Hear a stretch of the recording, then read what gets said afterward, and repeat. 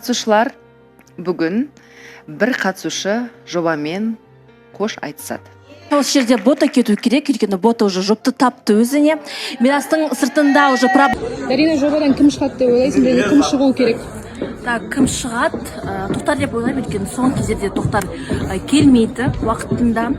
Және кету керек бота, мен ойымша, өйткені қазір бота Мираспен жұп болды қой. Мираста қазір проблема болып тұр. Сондықтан бота Мирастың қасында болу керек, осы жерге келіп, чисто болған нәрсені бөлісіп, ал осы орындықты мұқтаж адамға береміз. Алдияс, сен қалай ойлайсың, кім кету керек және кім кетеді? Менің ойымша мақсат кетеді, қанша дегенмен жасы келіп қалған өзіне тасты қысыласы не керек екенін білмейді. Мен ойым мақсат шығады деп ойлаймын. Ерлан, қайырлы күн. Естіп жатырсың, эфирдан біреу кетеді деп. Кім кетеді деп ойлайсың, және де кім кетуі тиіс? Негізі ол адамның кеткенін қаламайтын едім, бірақ өкінішке орай сол кетейін деп тұр ғой. Өзім бір кішкене күтіп бар. Өзің ойыңда бір адам тұр. Адам бар, бірақ оның кеткенін қаламайтын едім. Кімнің кеткенін қалайсыз? Кім отыруға тиісті емес бұл бағдарламада? Ешкім кеткенін қаламайсың ғой, бірақ бар ғой адамдар. Өткелдер, келмей жатқан адамдар бар. Енді қалай айтсам, біреуге енді ештеңе жаққым келмейді, жаман нәрсе, бірақ ойда бар енді канал эфирде айтсам, дұрыс болады.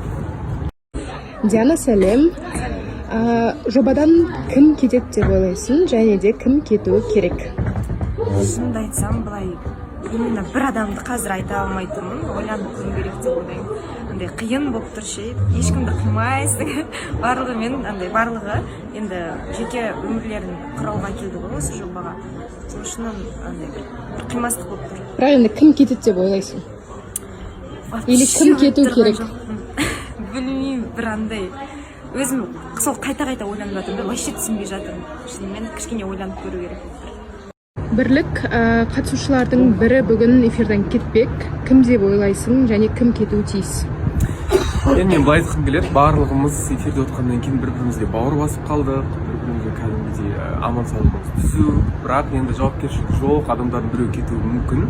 Бірақ енді мен бір адамды айтайын, енді Мақсат ағаны келді, көп сөйлемейді негізі, бірақ ол кісінің жауапкершілігі өте мол.